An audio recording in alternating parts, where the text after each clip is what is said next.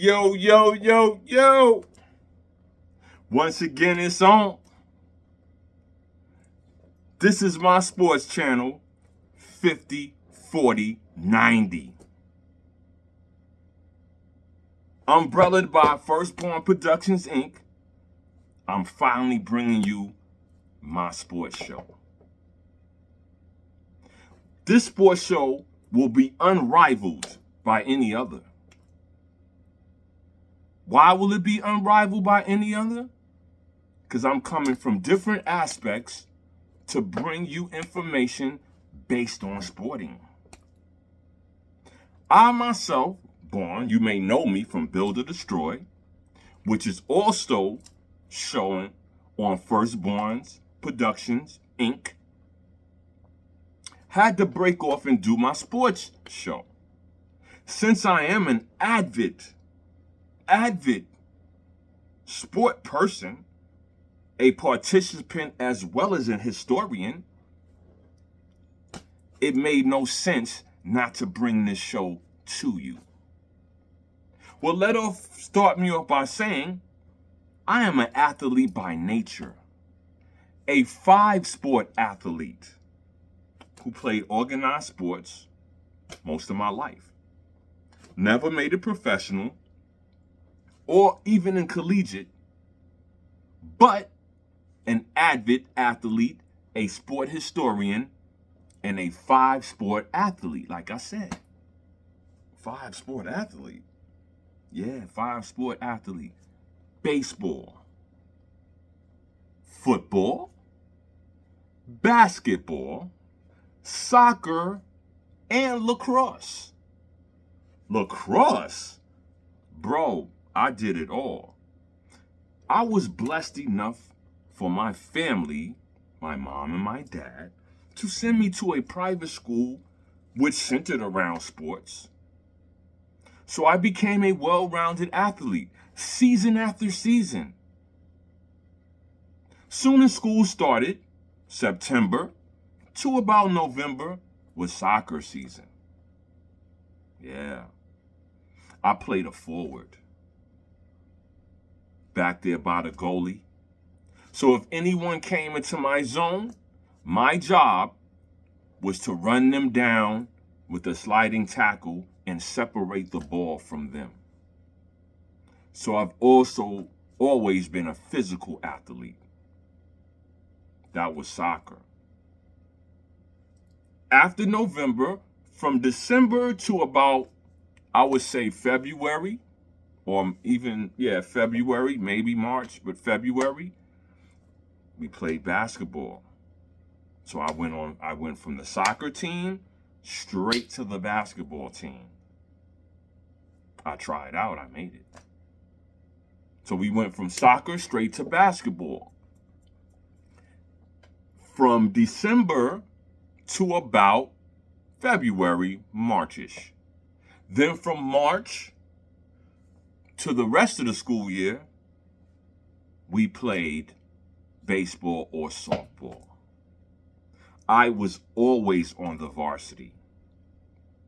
None of my friends who, if they made it, would have played junior varsity, but I was good enough as a young rookie to make the varsity, not the junior varsity teams. So I was always around older athletes and older people for that matter anyway. No one in my class played varsity. They all played junior varsity. Because of my size, my height, and my athleticism allowed me to be with the older kids. So I played junior varsity? No, I played varsity sports. Never on a JV team in my whole life. Hannibal bloodline, baby. Pure athlete. Out of the womb athlete. Well, my mom was an athlete, and my mom and my dad had considerable height. I digress. Just a caveat, because I gotta let you know my scholarship. I'm not just somebody just reading and jotting down information. Along those lines, in that timeline, growing up as a youth, I was an avid baseball card collector and a collector of all sports cards, and mostly memorabilia for that matter. So when it comes to statistics, I'm your guy. When it comes to history, I'm your guy. When it comes to being well-rounded in all sport matters, I'm your guy. Get familiar, get to know me, bro, sis. Get to know me. I'm your guy. Because this is what? 50, 40, 90. What that mean? What does 50, 40, 90 mean? Because I got to educate you.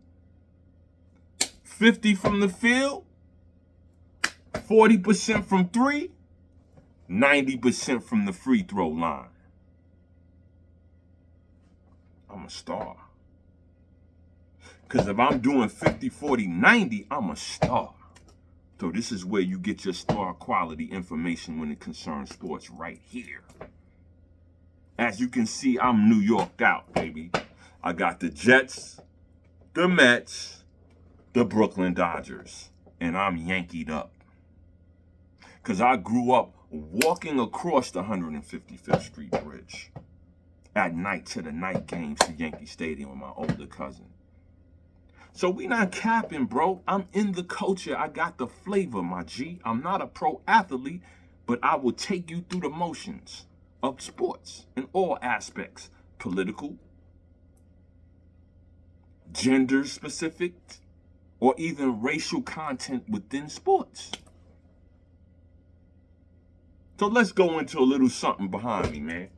You see this? Hall of Famer Ty Law. Okay? Stop playing with me, man. Don't play with me, bro. Because I go in. All these other guys that act like they bringing something to you, I'm bringing it from the levels. And I'm going to break it down to the levels. Who this? Brooklyn Dodgers. Huh? Jack Robb. Jack, I Rob, son. So call me Jackie Robinson. All right. I didn't make the bar. Somebody else came with those bars. Those ain't my bars. I got bars, though. And who is this behind me, man? Who is this behind me? They just retired this number right here. I bet y'all don't. This is New York Mets. Whose number is that? Darryl.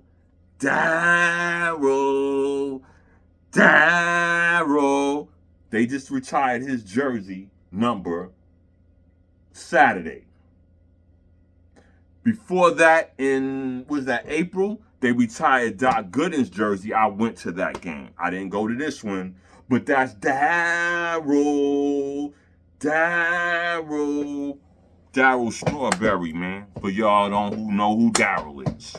Number 18 was retired. Number 16 was retired earlier this year. I was there around April with Dwight Gooden. The Dr. K, my G. These two young guys took over New York in the 80s, man. And they both played for the Yankees. That's how instrumental they are in the New York fabric of things. Because to be a New York sports fan is very hard, man. It's not easy because, sometimes you have to shift your love from the Mets to the Yankees, if that's even possible. From the Rangers to the Islanders, if that's even possible. From the Jets to the Giants, if that's even possible. I'm just saying, it's hard out here for a pimp. Nigga walking around. So that's what I'm talking. So yeah, New York sports, man. I mean, the year I was born, I hate to give away my age, but hey, man, I'm dropping knowledge, wisdom, understanding with scholarship. So to be born in the year I was born in New York was a beautiful year. 1970. The Jets won a Super Bowl. The Knicks won a chip. And the Mets won a World Series. Go figure. Sounds like a beautiful year. But a lot of these New York teams, we're void of championships. But the ones we do have are so instrumental and historical. Only because it's New York and we're the media capital of the world. Why wouldn't it be? So understand this. I'm going to run down some of the championships that the New York teams have obtained and the distances between the times they obtained or have they obtained anything in the current day. Let's start off with the Jets. Man, grew up loving the Jets, man. Wesley Walker, Al Toon and them. Love the Jets. Even Art Monk. Love the Jets. I grew up a Jet fan. Like I said, Joe Namath and them won it the year I was born. Okay? So just knowing that made me a fan automatic. Unfortunately, that's the Jets' only championship. Ooh. But we on the come up. They coming back up right now as we speak with the quarterback Aaron Rodgers. In the AFC, let's see what they could do. Let's see what they could do. Also, same year, 1969, 1970, the Mets won a World Series. Wow. The Mets won a World Series in 69. The amazing Mets. They played the juggernaut Baltimore Orioles. Brooks Robinson, Frank Robinson, Boo Powell. Those kids, they don't play. We washed them in 7. Mets won their first chip after being inaugural season was in 1962. That's a good turnaround, man. From 62 to 69 and you winning a chip from your inaugural season in 1962. That's good. So the Mets actually replaced the Brooklyn Dodgers. If you notice, the royal blue is synonymous. So they kept the royal blue. So when the Dodgers left Brooklyn, they went to LA, which left a lot of people heartbroken who did not want to root for the Yankees. And prior to that, the New York Giants had left. So the Yankees were like the last team standing in New York. Those teams left New York for tax purposes. They could not afford to stay within the New York tri-state area based on the monies that it cost to operate there. So they all went to California, the Giants and the Dodgers. Facts? Okay, so the Mets inherited fans from the Dodgers. Okay, keep that in mind. The Mets then also won a World Series in 1973. And the legendary Willie Mays was on that team. He was a shell of himself, but he was an honorary member. So look at the Dodgers and look at the Giants. The Mets took the script of the Giants on their hat from the Giants. Then they took the royal blue from the Dodgers to make the Mets a royal blue team. They took the script of the hat from the Giants and the color from the Dodgers. Do you see the schematics and the mentality that was exuded then to try to solidify a fan base using colors and design? Sports is ill, man. We're going to get deeper into sports. The field of play, the court, the diamond, the squared circle. We're going to get into all of that. Not today, though. You're going to have to stay in step and stay subscribed so you can get all of this. I digress. Let me not divert from subject matter. So the Mets won again in 1973. Let's go Mets, man. Let's go. Me, myself, I'm a Yankee fan. Grew up in Manhattan. Like I said, walked across the 155th Street Bridge at night with my cousins to go see the game. Many times. Many times. I know y'all know who that is. I know y'all know who that is. That's Mr. October. Reggie Jackson, my G. One of my idols. He talk it and he walk it. He talk it and he walk it. Just like Muhammad Ali. Those are my idols. Because they talk that talk and walk that walk. You dig? So the Mets did it again in 73. So 69 and 73, the Mets got a chip. Now, let's talk about the Yankees, the Bronx Bombers. Boy, I'm not going to sit here and tell you all the chips they got, right? I'm just going to show you my hat. On this hat is all they chips. All of they chips. Yeah, this is a Spike Lee joint. I fucks with Spike. Spike Lee joint. New York niggas, New York. Man. Come on. Spike Lee joint with all they chips on it. Can we move on? Enough said.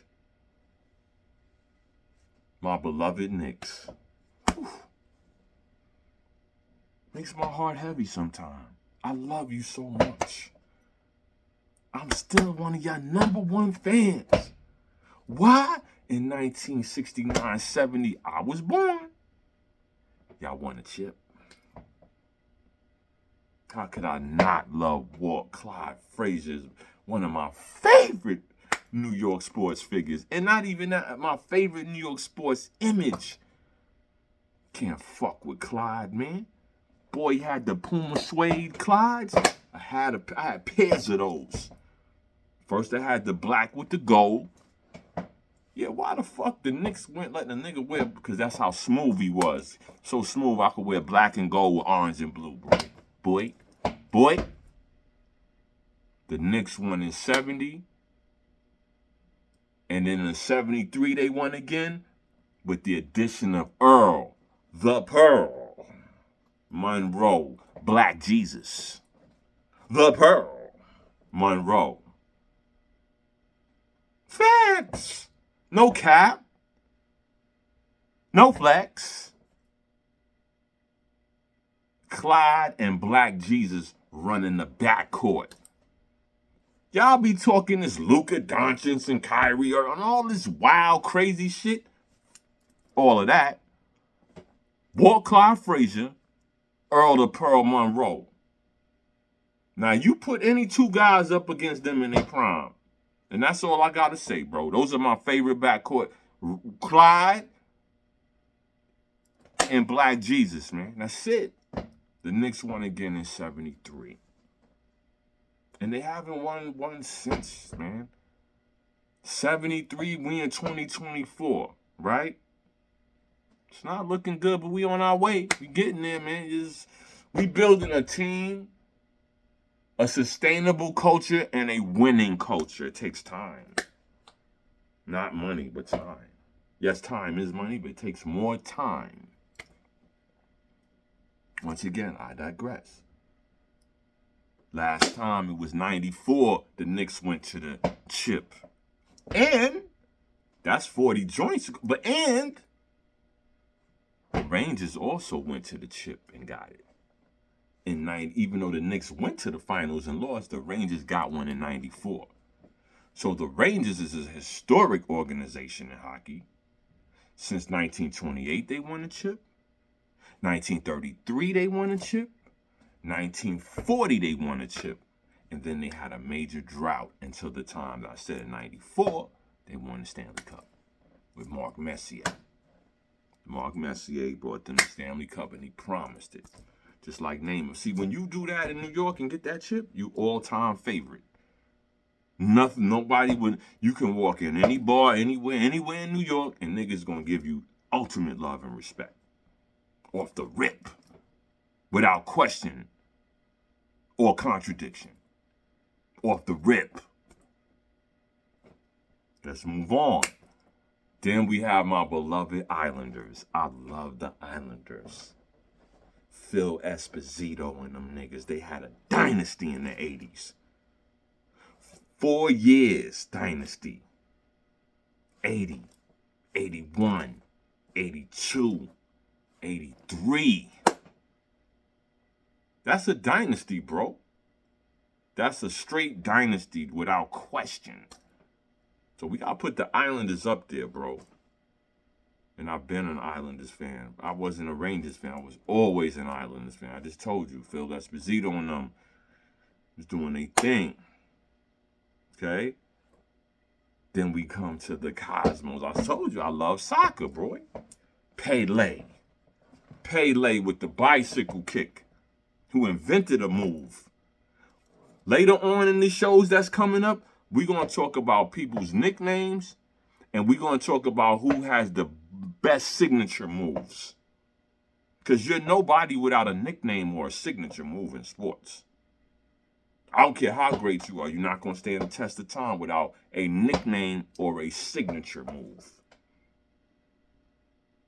So the Cosmos from 1977 to 82, with one of the greatest, Pele, was washing. They was washing the competition. There wasn't no competition. That's the dynasty. So once again, I mean, when it comes to New York sports, it's very hard. You have to be a diehard, man. You cannot be fickle. You cannot be a flapjack type nigga flip-flopping. You got to stand on business. You got to wear your merch when people are laughing. That's me, bro. I stand on business.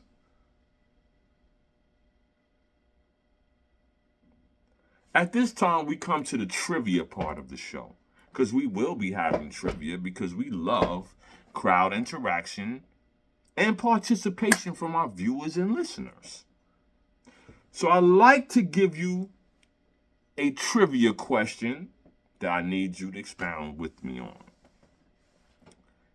In future shows, I'll be giving away prizes, gifts, and incentives for correct answers of trivial questions.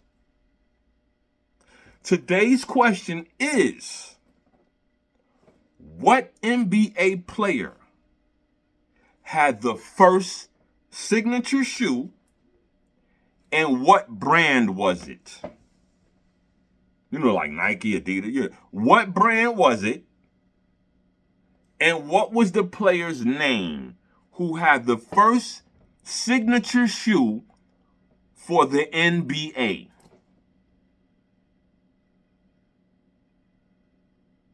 So get in the comment box. Give me your answers. Give me some other questions y'all want to build on. Whatever, bro. I love crap. This is what this segment is about. The participation of the viewers and listeners. And as a learning tool, because I am a historian. So I'm spreading the knowledge on all my platforms. Build or Destroy, we spread knowledge. So here on 50, 40, 90, we're going to do the same thing. But in a different aspect. Okay, decompartmentalize. Nothing wrong with that. Apples, oranges. Still a fruit, though. It's still a fruit, but apple, orange. So this is 50, 40, 90. So our trivia question of today is, who is the first NBA athlete to have a signature shoe, and what brand endorsed that shoe? Man, it's always a pleasure building and chopping it up, man. But you know, everything has a time frame. But before I go, I want to give a big ups to Major League Baseball for allowing my ancestors to be recognized in the world of records when it concerns baseball. The Negro League records are now merged with the National or the Major League Baseball, which gives all of my guys who should have got their props, they get them posthumously, but we're going to stand up and hold them up and give them their flowers and their trophies and their awards, no matter what.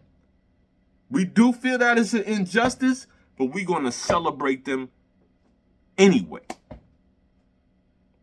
So I would like to say, Josh Gibson, salute, man. You are now one of the top baseball players of all time in history.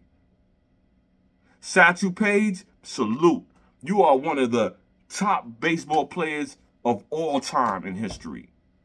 Turkey Stearns, salute.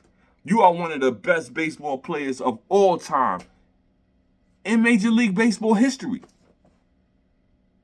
I could go on and on and on. The only disservice and injustice that some of their records were not properly recorded, so they may have way surpassed people in Major League Baseball.